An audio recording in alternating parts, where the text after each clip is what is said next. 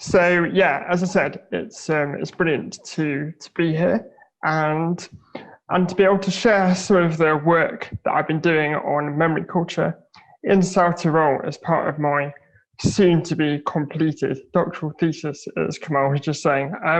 This talk is inspired by the final chapter of my thesis, which is looking at 21st century memory culture and specifically what it tells us about contemporary identity formation in South Tyrol. So in order to offer some insight into the particular significance of memory culture in South Tyrol, I thought that it would first be worth offering a very brief overview of the most salient points for the purposes of this paper. So quick demographic overview. South Tyrol is made up of three native, so to speak, language groups. There's German-speaking residents, which make up 62% of the population, Italian-speaking residents, around 24%, Ladin-speaking residents, that's a Rheto-Romance language, that makes up 4%, and speakers of other languages, many immigrants, make up around 9%. So that's the most recent figures, which are from the 2011 census. So the first major event with particular ongoing implications for memory culture is South Tyrol's annexation. So South Tyrol was part of the county of Tyrol under the Austro-Hungarian Empire until 1918.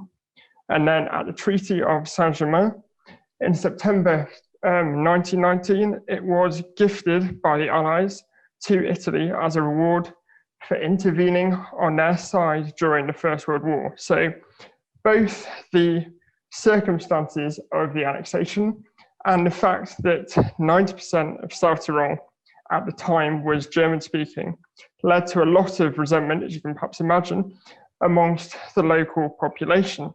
And indeed, the issues surrounding the annexation remain highly charged and in many ways unresolved over a century later. The second important and particular aspect of South Tyrol's history, which distinguishes it from other German-speaking areas, is the fact that it was subject to two fascist dictatorships, those of Hitler and Mussolini. So from 1923, it was subject to an intense period of Italianization under the rule of Mussolini. In 1939, South Tyrol's German and Ladin speakers were faced with the so-called Option, which required them to make a choice.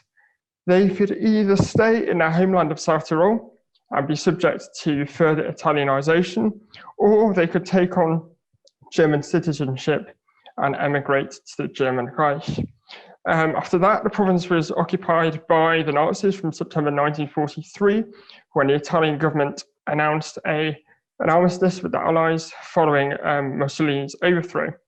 And along with the neighboring provinces of Trentino and Belluno, South Tyrol was declared as the Operation Zona Alpenland by the Nazis and remained so until May 1945. So most importantly for our discussion of memory culture today, this particular experience of two dictatorships gave rise to a deep-rooted post-war Opferthese, which has traditionally cast South Tyroleans as blameless victims of both Hitler and Mussolini. There is, of course, no doubt that South Tyroleans suffered hugely thanks to a combination of the politically motivated annexation, Italianization, the Option, and then the Nazi occupation. However, having said all of that, the notion of South Tyroleans as perpetrators of Nazi atrocities cannot be entirely ignored. For example, Josef Schwamberger was a South Tyrolean member of the SS who commanded various forced labor camps in Poland.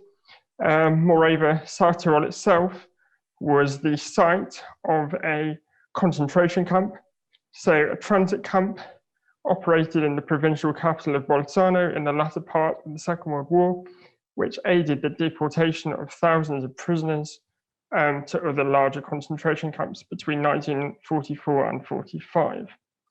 So due to both the residual tensions provoked by the annexation, allied with the prevalence of the Opferthese in South Tyrol, it was not really until the 21st century that profound consideration was given on how to really create a unifying memory culture which could begin to reflect the province's particularly divisive history. So I'm going to discuss today what I see as three particularly significant turning points in South Tyrol's contemporary memory culture. The first one being an exhibition in Bolzano, opened in 2014, entitled Ein Denkmal, eine Stadt, zwei Diktatoren. Now, it's particularly noteworthy as it's located under the Victory Monument, which you can see here, which still stands today in Bolzano. Now, the Victory Monument was commissioned by Mussolini in 1926 to symbolize both the fall of the Austro-Hungarian Empire and the triumph of Italian fascism. The Victory Monument has long been a symbol of division, as you could perhaps imagine, particularly between South Tyrol's German and Italian-speaking communities. There have been at least 2 attempts to blow up the monument, which led to it being cordoned off from the general public in the 1970s up until this exhibition was opened in 2014. So the initial idea for the exhibition was politically influenced. So it was jointly commissioned by the Italian state, Bolzano City Council, and the South Tyrolean provincial government. However, the commission given responsibility for designing the exhibitions, which was made up of historians, archivists, and museum curators, in fact went to great lengths to ensure that the exhibition would not be perceived as a political project. They even went as far as obtaining a non-interference clause to ensure that the work of the committee was free from political influence. So, although there were no representatives from the Austrian North Tyrol involved in the project, which is an important note for our discussion of across Alpine memory culture, it was by no means a purely South Tyrolean initiative. So, in addition to the aforementioned involvement of the Italian state, American cultural historian Jeffrey Schnapp was appointed as an external consultant for the whole project. The exhibition was notable not just because of the diverse members involved in its development, but also in its approach to South Tyrol's complex 20th century history. So the organizing committee sought to strike this delicate balance by creating an inclusive space under the Victory Monument without overlooking its controversial past. And moreover, they wanted to acknowledge the controversial and difficult circumstances under which the Victory Monument had been built, whilst also trying to contextualize this within both the broader subsequent history of the monument itself and also within the wider history of South Tyrol between 1919 and 1945. So, as you can hopefully see from this picture, 3 main strands of the 13-room exhibition each focus on distinct areas, but their physical proximity to each other reflects the aforementioned overriding rationale of the project. So there's an outer pathway, an inner pathway, and 4 corner rooms. The texts, pictures, and videos on the outer pathway, located on the outside walls of each room, chronicle the history of Bolzano and South Tyrol between 1919 and 1945. They focus on key events such as the annexation, the Alptraum, and the Nazi occupation of South Tyrol. The inner pathway, meanwhile, is located on the inner walls of each room and also comprises texts, pictures, and videos. It deals specifically with the history of the Victory Monument from when it was built between 1926 and 1928. And it also looks more at its significance in the 21st century and what it actually means to have monuments and what role they play in society. In addition to the 4 corner rooms, there's also a separate space in the monument's crypt, which you can see on the right-hand side here, which displays the quotations originally inscribed on the Victory Monument, but it superimposes them with contrasting quotations praising democracy from figures including Arendt and Bertolt Brecht. And the quote you can see here is a quote translated into Italian from Brecht. So what does this all mean now for contemporary memory culture in South Tyrol? Well, apart from creating an exhibition on a site that has long been the source of much tension, it also marks a significant move away from historical narratives, which are either confined to one particular organization or language group. And it also contextualizes the Victory Monument within South Tyrol's 20th century history and does not present visitors with a clearly defined version of history as perhaps the Alptraum does. Instead, it places the onus on its visitors to engage with South Tyrol's complex history themselves, encouraging them not to see it in black and white terms. The positioning of the inner path and the outer path within the same room allows the visitor to choose which part of the exhibition to engage with first. So they may look at the history of South Tyrol and the history of the Victory Monument in two separate circuits, or they could feasibly also look at them both together. So this means that the curators of the exhibition have provided visitors with the necessary basic information, but crucially, it's up to the visitors themselves to decide in what order exactly they choose to process this information. So that's the first thing I'd like to discuss. The second thing, Stolpersteine. So in many ways, the laying of 15 Stolpersteine in Bolzano in January 2015 built on the work of the Victory Monument exhibition. They represented an important step in reshaping how historical narratives are integrated into contemporary identity formation in South Tyrol. And they were particularly important as they represented a further direct challenge to the Alptraum, particularly by drawing attention to South Tyrolean complicity in the Holocaust. Again, as with the Victory Monument Museum, there is no sign of direct cross-Alpine involvement, but the Stolpersteine are nevertheless part of a worldwide project. Over 70,000 have been laid worldwide, and they're placed in front of a person's last freely chosen place of residence prior to their deportation or escape. So they can be laid to commemorate all victims of Nazi persecution, including non-Jews and survivors, but all of those commemorated in Bolzano were Jews who were also murdered during the Holocaust.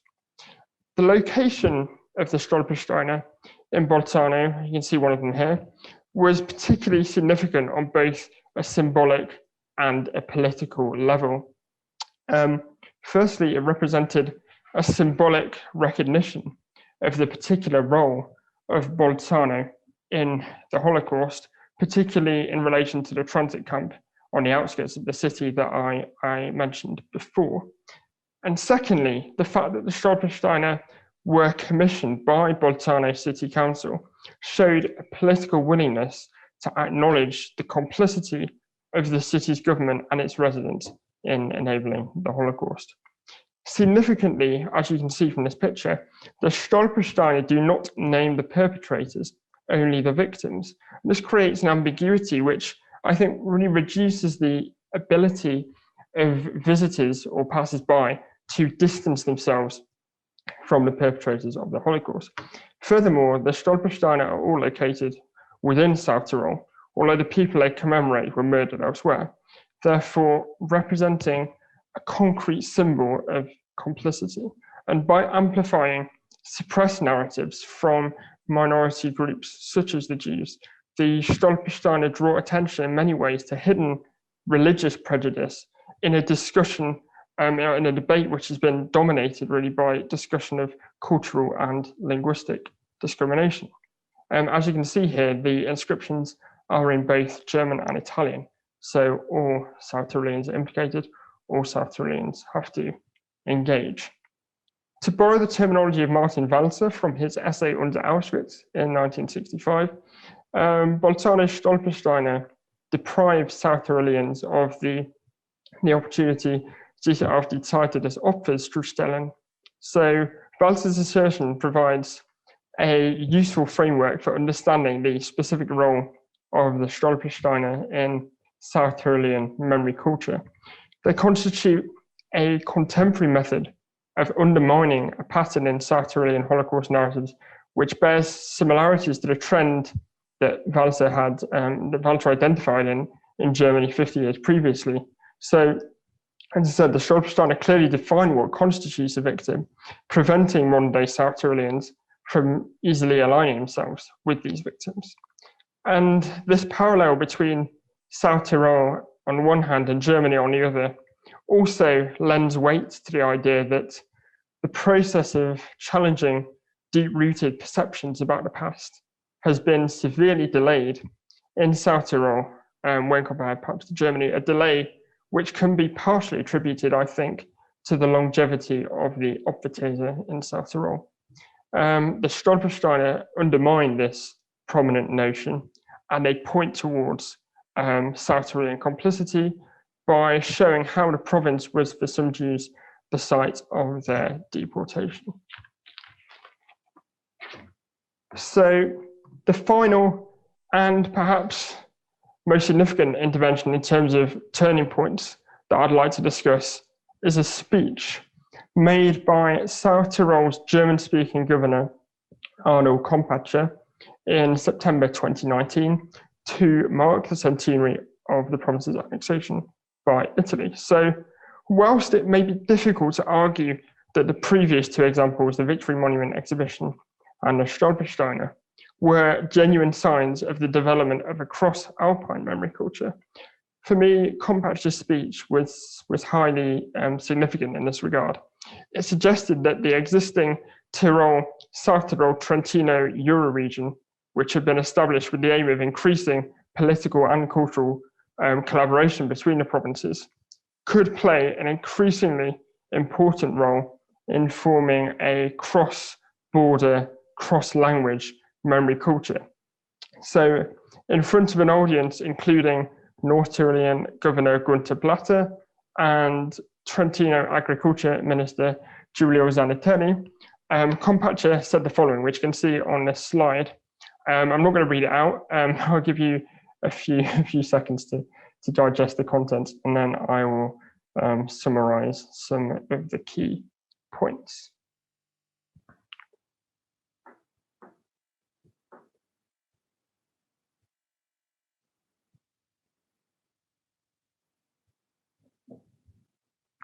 So, as you can perhaps see from this extract, Kompatscher's speech was significant above all because of its carefully balanced approach.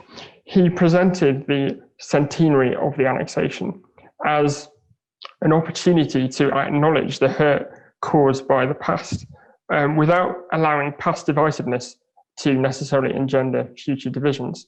He acknowledged the sense of injustice that the annexation had provoked among South Tyrol's population, but he did not allow this to overshadow his overriding call for an inclusive approach to identity formation.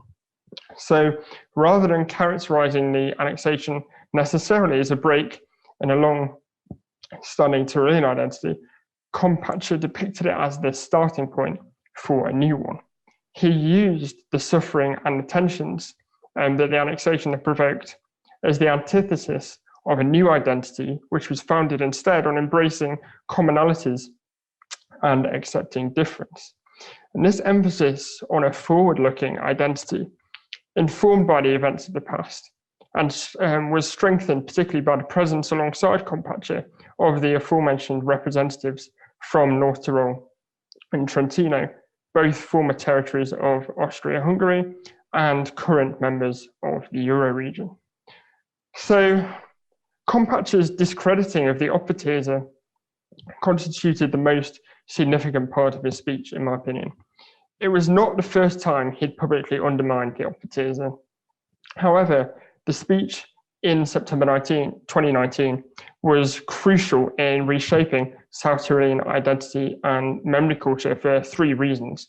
So firstly, Kompactje tackled the injustice of the annexation and the inaccuracy of the Opperthese within the same speech, so dispelling any notion that they were mutually exclusive concepts. Secondly, the renewed discrediting of the Opperthese at a parliamentary sitting which was specifically convened to mark the annexation, the very event that began the entire narrative of South Tyrolean victimhood, marks an important step forward in the ultimate dismantling of this notion. And finally, the presence of representatives from North Tyrol and Trentino at the sitting ensured that Kompactje's rejection of the Opperthese was heard far beyond the borders of the province, transcending political boundaries. Their attendance, moreover, suggested for me a willingness to work collaboratively as part of the Tyrol, South Tyrol, Trentino Euro region to explore the complex and often interconnected histories of the respective areas. So the extent to which Kompactje's speech proves to be the starting point for a long-lasting cross-border, cross-alpine memory culture will clearly only become more obvious with time. However, I do think it's quite feasible to suggest that South Tyrol could perhaps be positioned as a case study for other areas who are also grappling with complex cross-cultural questions of collaboration and complicity. Thank you very much. Mark, the introduction on the screen. Thank you also to Jamie and Sean for your contributions on the topic of Alpine minority, which is one that I'm very much interested in, both in the sense of small states, but also small literatures, small languages, and kind of cultural productions in these zones. And it's kind of what I'll be talking about today. I will say as well, I've had some connection issues the last couple of days, so hopefully the internet will hold out for this presentation. Apologies in advance if I do disappear. It's slowly sharing my screen, hopefully now.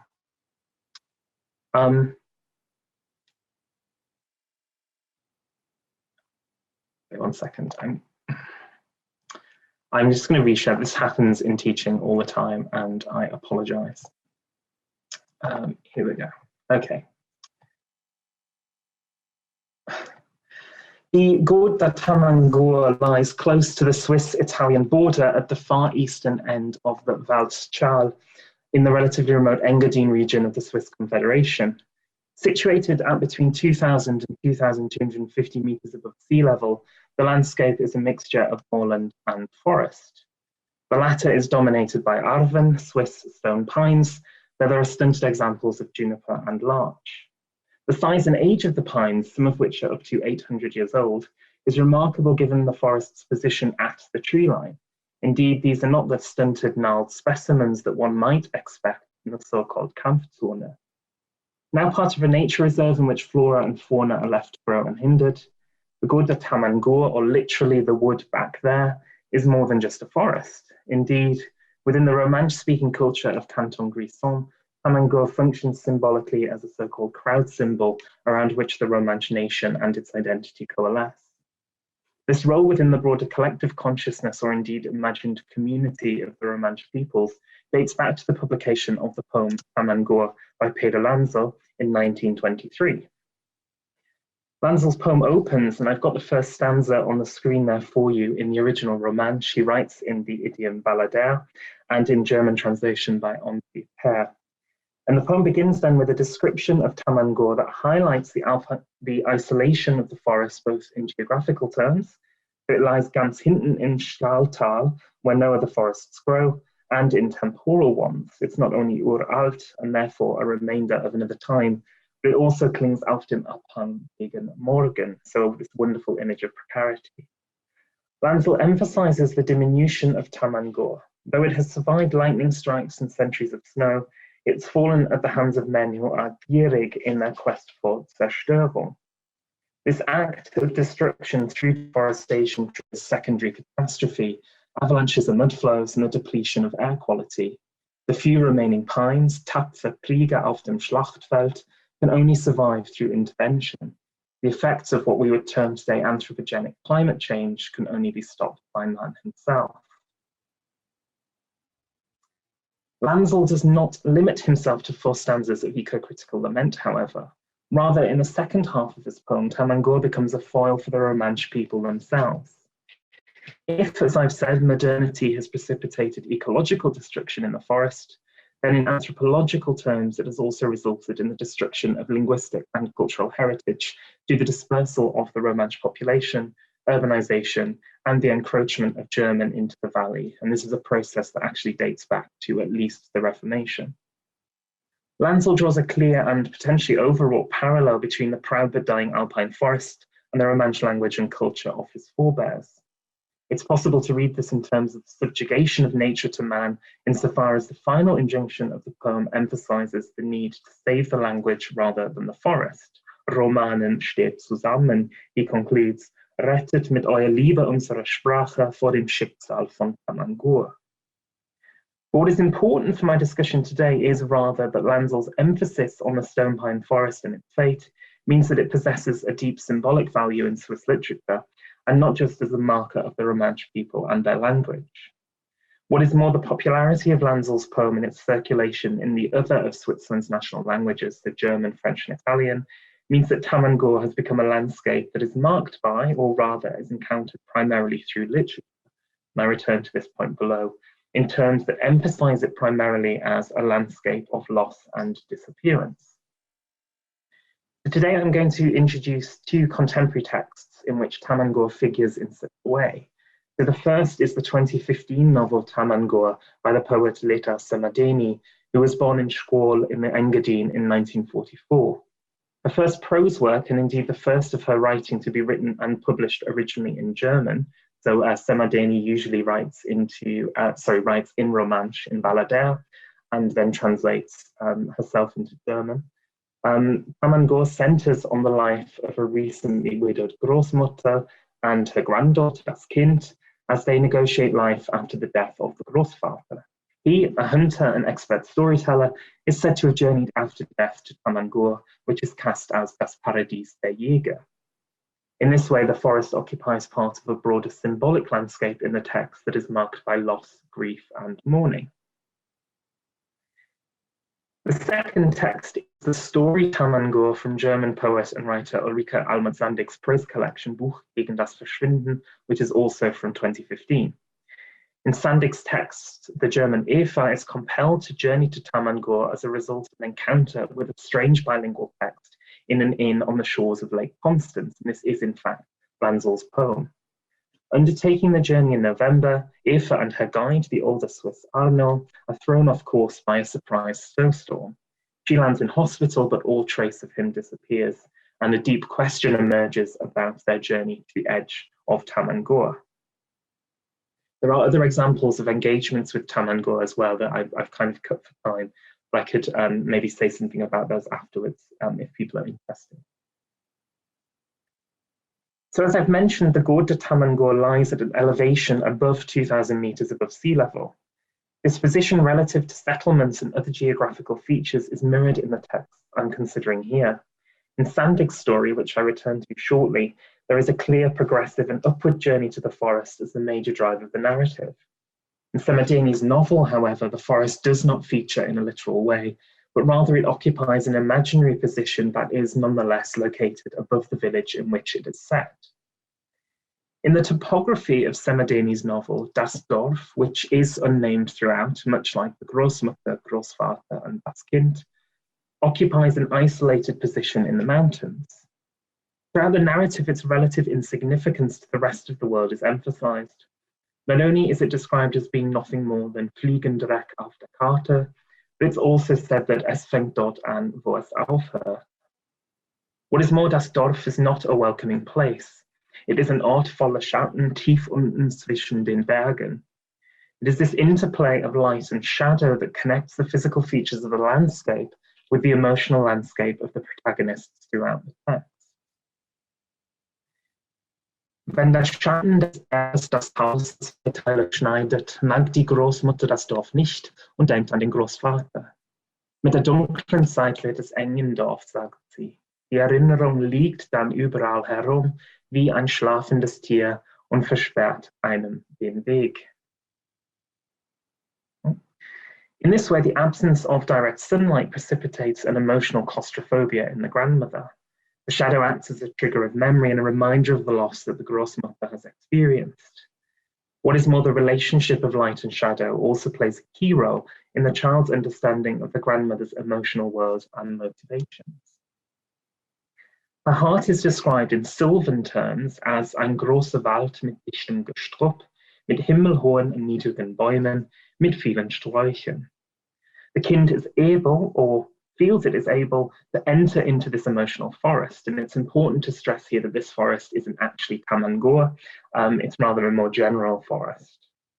However, depending on the light, the experience is either one in which Spazieren can take place, in which Lichtungen open up, and in which the grandmother is in a good mood, or one of getting lost within the dark sections of Gestrüpp, into which the child is chased when the grandmother is in a bad mood. Here, the wooded landscape becomes for the child a means of understanding the complex emotions of the grandmother as she processes grief, and the landscape around the village allows das Kind to negotiate difficult emotional terrain within the family home. The Dorf occupies a middle position between the river. Again, this is unnamed, but one can really presume that it's the Inn or one of its tributaries, which is said to flow dick und glänzend in Richtung Grenze, and above the village, Tamangor. As I've said, the latter functions in Samadeni's novel as a symbolic realm of the dead, an imagined space populated by deceased hunters. What I find interesting is that this realm is positioned not just above the village, but literally above it through the ceiling. Immer wenn die Großmutter über den Großvater in Tamangor nachdenkt, schaut sie nach oben und hat diesen Blick. Dort oben muss Tamangor sein, denkt das Kind. Doch die Leute dort oben kann man nicht sehen. Here, the position of the actual Tamangor high above the villages of the Engadine Valley mean that it is synonymous with the afterlife, which, in the Christian tradition at least, is projected up and out or above the individual into the heavens, and I'm thinking here literally and metaphorically. So a kind of Himmel as kind of the afterlife and the sky. In this way, Samadeni alludes to the geographical and temporal liminality of the forest as emphasized in the opening lines of Lanzel's poems, by placing it as a space beyond the here and now, and I'll return to this shortly. The simultaneous proximity and distance between the living and the dead in Samadeni's novel permeate its geographical and emotional landscapes with a sense of longing and desire for the other. In this way, Samadeni's Tamangor can be connected to the broader representation of Alpine space. As Veronica Della Dora has stated, the cultural history of the Alps is largely the history of our relationship with the natural and supernatural other. And similarly, Thomas Simpson has said the Alps are multivalent spaces of otherness. I think this has come up in the papers over the last few days. And as Leonie Silber states, a major modern topos of Alpine literature positions the mountains as sites of otherness in opposition to society, culture, and history. Within Samadeni's novel, then, death functions as the ultimate unknowable other. And as the realm of the dead within the novel, Tamangor is presented as such as a space of unattainable otherness. At one point in the novel, the narrator tells us that the grandmother liebt die Sehnsucht so much that sie hegt und pflegt sie. There is, however, a very real sense that such longing cannot be satiated. Despite saying that she longs to be transported to Tamangor to be reunited with her dead husband, the Großmutter also states, Tamangor, das ist dort, wo man eigentlich nicht hin will. Das Paradies ist schlecht zu ertragen, solange man noch nicht gestorben ist, sagt sie. As such, Tamangor functions in Samadeni's novel as a space of longing for a reunion that cannot be achieved in this life. Journeying to Tamangor would entail the ultimate transformation of the living into the dead. Because of this insurmountable barrier, Tamangor can only ever be understood in earthly terms, and as such it is always in the text described in terms of lack. Though it's the Paradies der Jäger, it's also described as a place of boredom when compared to this life. And as the Großmutter says to the Kind, Es gibt dort keine Gämsen, es gibt keine Dohlen in Tamangur, keine Sonntage, kein Weihnachten, keinen Braten, keinen Osterhasen, keine Ferien. It lacks then all those things that make this life worthwhile for the Kind and the Großmutter in the absence of the Großvater himself. The grandmother continues, es ist, also Tamangur, als ob. In the novel, Tamangur is presented then in terms of an as if or an as though. It's established as a subjunctive zone of speculation that's limited by the fact that we cannot know objectively what the afterlife will be like without being dead ourselves. And so Tamangur as the realm of the dead represents on the one hand lack and loss, but on the other also a deep longing that is only overcome at the end of the novel. The grandmother, dying in hospital at the age of 93, is visited by die junge Frau, the child, now an adult, and we're told after death travels to Tamangur, where she is, we assume, reunited with her husband. Whereas Samadini's text features Tamangur in a symbolic way as the realm of the dead onto which longing for the ultimate other is projected, Ulrike Almond-Sandig's story features the forest in a more concrete way. That is, as the real point of longing to which the protagonist Eva, guided by Arno, actually journeys in the course of the story. In the course of the text, Lanzel's poem features as the precipitating factor of Eva's desire to visit the forest. Also, we are led to believe. Sandig weaves threads of doubt and uncertainty throughout her narrative, and Eva's literary trigger is said in fact to be überhaupt nicht why she wants to journey to the forest, but rather eine passable Geschichte. Whatever the true grounds of Eva's motivation, and we never actually learn what this is, it's one of the many questions that pepper this text. What is clear is that Eva knows absolutely nothing about the forest and the wider landscape in which it is situated in real terms. The knowledge that she does have comes primarily from books, and as we follow her journey through the narrative, her assumptions about Tamangur and the Alps are constantly undermined by her embodied experience of alpine space. And as Arno tells her, du weißt doch gar nichts von Tamangur. Throughout the story, there is a clear gap between expectation and reality as it pertains to Eva's experience and knowledge. As they journey towards the forest, the landscape becomes increasingly strange. The winter has had an almost magical transformative effect. Snow covers the road, branches hang low because of heavy icicles, and a nearby waterfall has frozen solid, appearing to Eva wie ein durchsichtiger Mensch. Not only has she expected the entire endeavor to be einfacher than it really is, which further emphasizes her absolute lack of knowledge of the terrain and conditions in the high Alps in November, but the landscape appears to be as alien to her as she is to it.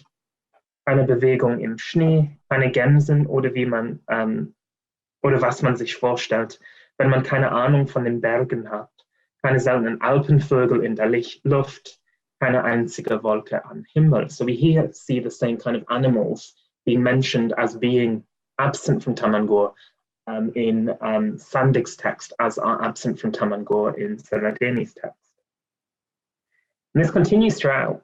Eva is fundamentally unable to read the landscape around her. Not only does she fail to notice the small burn that they've been following during their ascent, but she is unable to identify the animal prints and tracks that she does eventually spot. This reaches a climax as the pair approach the edges of the forest, which again defies Eva's expectations. Die Bäume standen dichte und nahmen seltsame Formen an. Müssten sie in dieser Höhe nicht kleiner werden, fragt sich Eva. So hatte sie gelesen.